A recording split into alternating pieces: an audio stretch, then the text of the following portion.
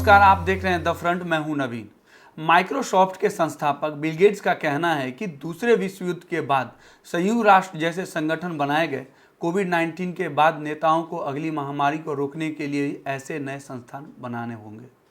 ये हमें इसके लिए भी तैयार करेंगे कि अगर कोई लैब में संक्रमण बीमारी को तैयार कर हथियार की तरह इस्तेमाल करता है तो उससे कैसे निपटा जाए।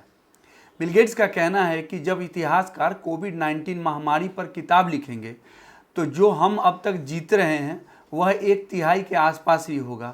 कहानी का बड़ा हिस्सा उस पर होगा जो आगे होना है। यूरोप के अधिकांश हिस्से, पूर्वी एशिया और उत्तर अमेरिका में इस महामारी चरम संभवतः इस महीने के आखिरी तक बीत जाएगा। कई इलाके को उम्मीद है कि कुछ हफ्तों में चीज़ें वैसी हो जाएगी जैसी दिसंबर में थी। दुर्भाग्य से ऐसा नहीं होगा। मुझे भरोसा है मानवता इस बार महामारी को हरा देगी, लेकिन यह तभी होगा जब अधिकतर जनसंख्या को वैक्सीन लगा दी जाएगी।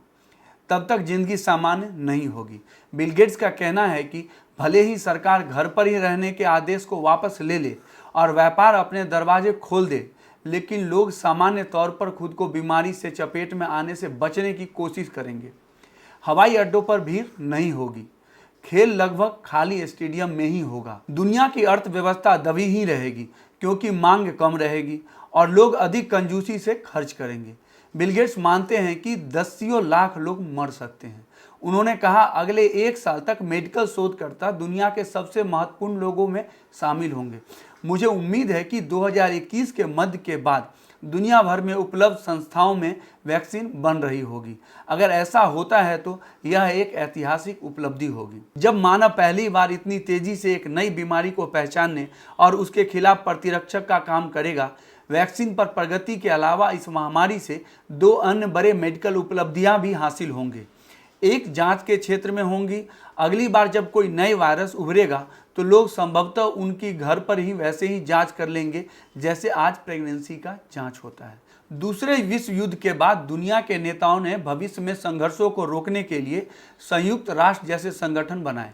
बिल गेट्स ने कहा, कोविड-19 के बाद नेताओं को अगली महामारी रोकने के लिए संस्थान बनाने चाहिए। यह राष्ट्रीय, क्षेत्रीय और वैश्विक संगठनों का मिश्रण होना चाहिए। आज के युद्ध अभ्यासों की तरह संगठनों के नियमित तौर पर जीवाणु अभ्यास भी करेंगे। ऐसे जब कभी किसी चमगादड़ या पक्षी से मनुष्यों पर कोई नया वायरस कूदेगा, हम तैयार रहेंगे। ये संगठन हमें इस बात के लिए भी तैयार करेगा कि अगर कोई अपनी लैब में किसी संक्रामक बीमारी को तैयार करके हथियार की तरह इस्तेमाल करना चाहे तो उसे कैसे निपटा जाए। इस महामारी ने हमें दिखा दिया है वायरस सीमा कानूनों का पालन नहीं करते। 2021 के बाद साल बहुत कुछ 1945 के बाद जैसा ही होगा।